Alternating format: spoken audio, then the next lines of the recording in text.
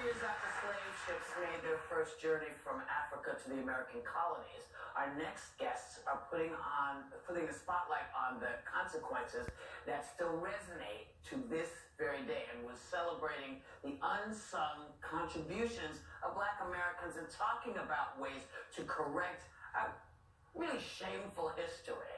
Please welcome the creator of the New York Times Magazine's 1619 Project, Nikole Jones, and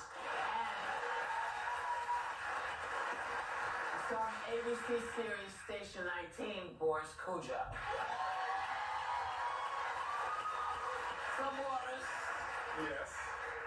Welcome to The View. Thank you. And last December, you and a group of business folks and celebrities like Idris Elba and Anthony Anderson took a trip to Ghana as part of your Full Circle Festival. Tell us what that means and why, and what this is all heading towards. What are you pointing towards? Well, first of all, I think the rest of the world, especially here in the United States, doesn't get a positive visual representation of Africa, right?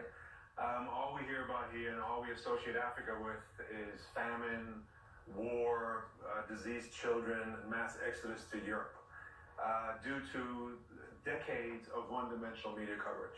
And we wanted to change that narrative, right?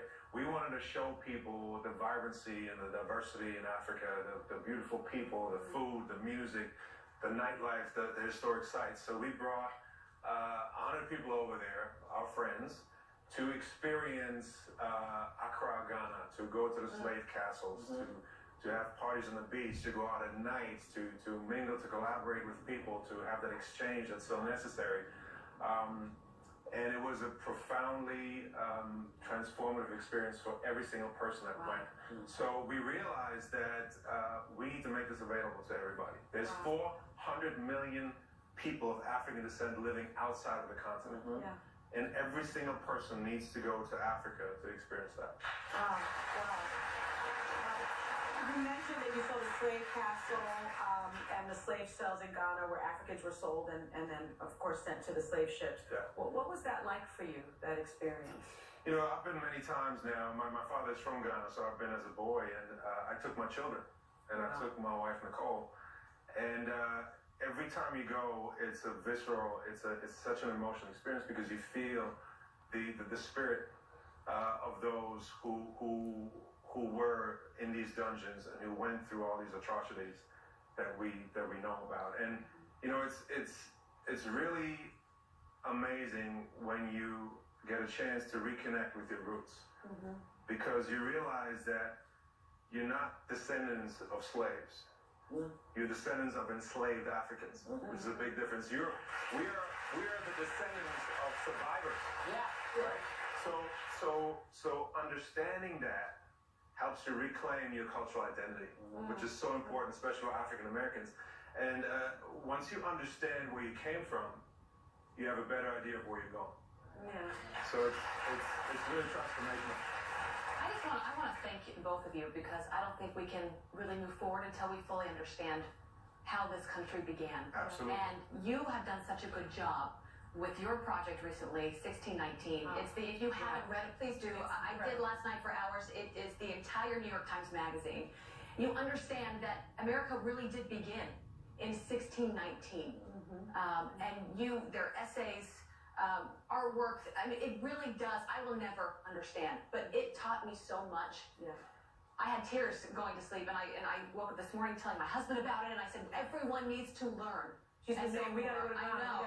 Ghana's beautiful. From the video I watched.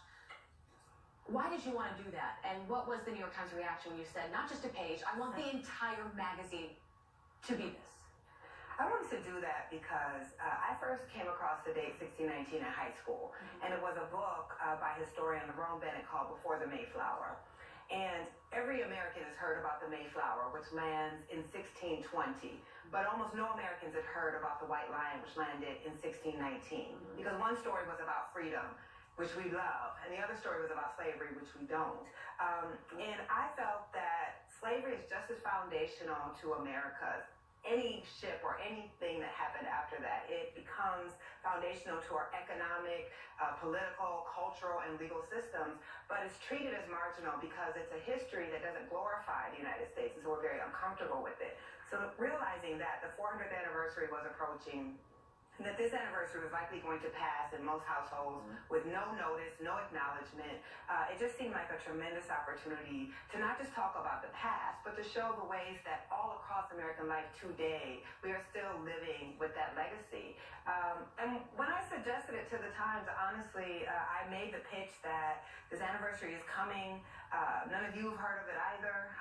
And that we were going to show that in all these areas that you don't think, traffic in Atlanta, capitalism, democracy itself, why we don't have universal health care, all of these things, we were going to show that you could trace them back to slavery.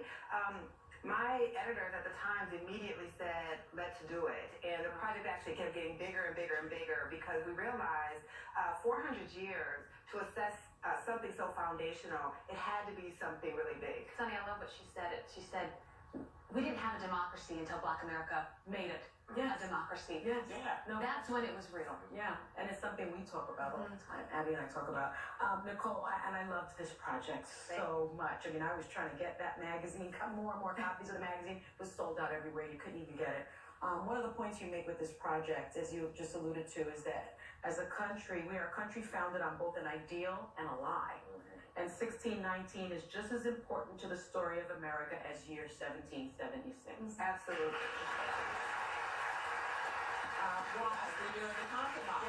Yeah. That's the year of the compromise because it was all laid out. Yeah. And if they had stuck to it, but politics came in, and when you're marginalized, you become the thing that people can give up. You know, and they said, well, we'll get to this. But you can't. Slavery wasn't the thing you wanted to push to the side. Yeah. It just really wasn't. And to your point, it does affect everything. And, why people feel the way they feel. I mean, it's an extraordinary piece, but an extraordinary piece for Americans to connect to today. Yeah. So they understand, this isn't a black problem, this isn't a white problem, this is an American problem. American. Absolutely. Exactly. And that's why this was so much. One of the questions that I ask every single presidential candidate that has come here, and I've gotten flack for it, but I talk about reparations. And this summer there was a congressional hearing on reparations. Will it happen? Do you want to take that? Well, I think that any dialogue about reparations has to start with the recognizing of the crime, recognizing of the facts, recognizing that it actually happens, right? The fact that enslaved Africans were brutalized, were put to work in order to create a huge fortune for those who benefited from the slave trade, which was a systematic mechanism, right? That was the foundation of the disproportionate generational wealth that we have today. Right. That's it. So when people say, well, hundreds of years ago, I wasn't alive, it's very important to make the distinction, say, look, you weren't alive, but yes, you benefit from That's it. the foundation that was laid hundreds of years ago. And other people don't. And other people suffer from the effects of You slavery. have to come back and chronicle this with us, and you have to come back to the next trip. Our thanks to Nikole, Hannah Jones, and Boris Kodjoe. Boris, the show Station 19 will return January 23rd right here on ABC, and we'll be right back.